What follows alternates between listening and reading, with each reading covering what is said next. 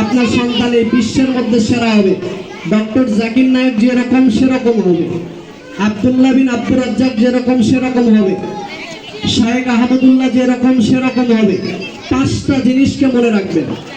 Number 1, ইসলামী আদব। প্রথমে ইসলামী আদব শিক্ষা দিবেন। কোথায় কিভাবে কথা বলতে হয়, বড়দের সাথে কেমন, ছোটদের সাথে কেমন, চলতে কেমন, ফিরতে কেমন, মসজিদে ঢুকতে কি দোয়া করতে হয়, মাদ্রাসায় আসতে কি বলতে হয়, বাড়ি থেকে বের হতে কি বলতে হয়, শিক্ষকের সাথে দেখা হলে কি বলতে হয়। এই ইসলামী আদবগুলো প্রথমে শিক্ষা দেওয়া। ইসলামী আদব ছাড়া একজন সচেতন অভিভাবক কখনো ভালো হতে পারে না। এই ইসলামী আদবের কথা কেন বললাম? কারণ আপনি যদি ইসলামী আদব শিক্ষা না দেন, বৃদ্ধকালে আপনাকে বৃদ্ধাশ্রমে রেখে আসা ছাড়া ওই বাচ্চার জন্য আর কিছু হতে পারে না। তার কাছে দেখবেন আপনি সাপোর্ট হিসেবে পাবেন আপনার বৃদ্ধাশ্রমে, বলছে আমার টাকা যত লাগে লাগবে, কিন্তু মা বাবা থাকবে বৃদ্ধাশ্রমে। এজন্য ছোট্টবেলা থেকে আমার ওস্তাদজি একটা কথা বলতেন, 7 থেকে 12 বছরের এই বাচ্চাকে প্রথমেই যে শিক্ষা দিবেন, 1 নম্বর শিক্ষা হচ্ছে ইসলামী আদব শিক্ষা। এই ইসলামী আদব শিক্ষাটা আমাদের দেওয়ার জন্য ফরজ, দিতেই হবে।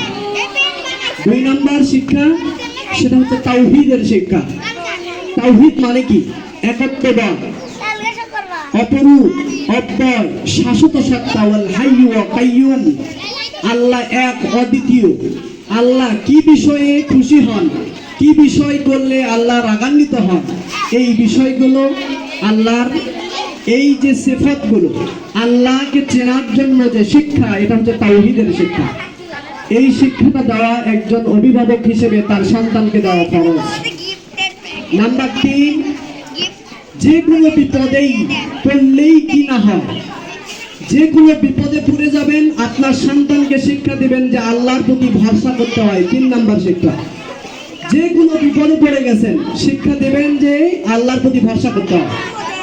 তথা আপনার হাত থেকে একটা মোবাইল পড়ে গেছে, কি বলতে হবে? বাচ্চাকে শিক্ষা দেবেন সে যেন বলে ইন্না লিল্লাহ, আল্লাহর প্রতি ভরসা। রাস্তায় পড়ে গেছেন, ইন্না লিল্লাহ বলেন। এরপরে আবার নতুন করে শুরু করার সময় বিসমিল্লাহ বলেন। এই যে বিপদে পড়ে গেলেই যে শিক্ষা, এই শিক্ষাটা আল্লাহর প্রতি ভরসার, এই শিক্ষাটা আমাদেরকে দিতে হবে। আপনি মানুষের অসহায় পড়েছেন, আল্লাহর প্রতি ভরসা করুন। বিপদে পড়েছেন, আল্লাহর প্রতি ভরসা করুন। আপনি জিন সংক্রান্ত কি এগুলোতে আপনি আক্রান্ত হয়েছেন, আল্লাহর প্রতি ভরসা করুন। সকল কিছু থেকে এই সন্তানকে এখন থেকে শিক্ষা দিতে হবে আল্লাহর প্রতি ভরসা হওয়া। 4 নম্বর শিক্ষা হলো, এই 4 নম্বর শিক্ষা হলো অন্তরের রোগ। আমাদের অন্তরের রোগ রয়েছে। এই অন্তরের রোগ কি জিনিস, এটা বাচ্চাকে শিক্ষা দেওয়া। লোভ, লালসা, হিংসা, এই জিনিসগুলো বাচ্চাকে শিক্ষা দেওয়া যে বাবা লোভ করা যায় না, হিংসা করা হয় না, এগুলো শিক্ষা দাও। এর বড় একটা উদাহরণ হিসেবে আপনি পালন করতে পারেন। আপনার বাড়ির কাছে কোনো মানুষ আছে সায়ের করতে, ভিক্ষা চাইতে, আপনি আপনার সন্তানকে দিয়ে ওই ভিক্ষাটা দেওয়ালেন, আপনার ওই সন্তানকে দিয়ে 10টা টাকা দান করাইলেন। এতে তার মধ্যে জন্মেবে যে আমার মা বলেছে দান করতে হয়, আমার মা বলেছে ধন সম্পদ সঞ্চয় করা হয় না, এখান থেকে ব্যয় করতে হয়, লোভ করতে হয় না, হিংসা করতে হয় না, একজন মানুষ আরেকজন মানুষের সাথে সুসম্পর্ক বজায় রাখতে হয়। এটা আপনার ওই দানের মাধ্যম দিয়ে শিক্ষা পাবে। এই অন্তরের রোগগুলো সম্পর্কে আপনার বাচ্চাকে সচেতন করা, এটা কোনো স্কুল প্রতিষ্ঠান শিক্ষা দিবে না, এটা কোনো ভার্সিটি শিক্ষা দিবে না, কোনো মাদ্রাসা শিক্ষা দিবে না, বরং একজন অভিভাবক হিসেবে, এই সচেতন অভিভাবক হিসেবে এই শিক্ষাগুলো বাবা মাকে দিতে হবে। নাম্বার 5, সবচেয়ে বড় ইম্পর্টেন্ট একটা বিষয়, সেটা হচ্ছে আপনার বাচ্চাকে স্বপ্ন দেখানোর শিক্ষা দেওয়া। আপনি আপনার সন্তানকে কোন পথে নিয়ে যাবেন, ইসলামিক করবেন না জেনারেল করবেন, নাকি ইসলামিক জেনারেল করবেন, নাকি একেবারে ইসলামিক স্কলার বানাবেন, নাকি শুধু জেনারেল বানাবেন, কোন দিকে নিয়ে যাবেন, এই স্বপ্নগুলো আপনার সন্তানকে আপনি বাবা মা হিসেবে দিতে হবে। আপনি যদি আপনার সন্তানকে দেখেন, আসলে আমাদের অভিভাবকদের মধ্যে আমি যেটা শুনলাম, কালকে একটা অভিভাবক জিজ্ঞাসা করলো আমাকে, বিএনপির একজন ভালো একজন নেতা, তার স্ত্রী আমাকে জিজ্ঞাসা করলো যে হুজুর কি করব, আমার সন্তান ক্লাস 6-এ পড়ে, খারাই মাদ্রাসায় পড়ে, খারাই স্কুলে ভর্তি হয়, কি করব? আমি বললাম যে আপনাদের উদ্দেশ্য কি, স্বপ্ন কি, সন্তানকে নিয়ে কি করার উদ্দেশ্য? আসলে উদ্দেশ্য বাবা মা 5 মিনিট ধরে ভাবলো, কিন্তু উদ্দেশ্য খুঁজে পাইল না। তাদের চিন্তা ভাবনা যে আমাদের সন্তান বড় হবে, ক্লাস পার হবে, তারপরে যা হয় হবে। না, এটা ইসলাম নয়।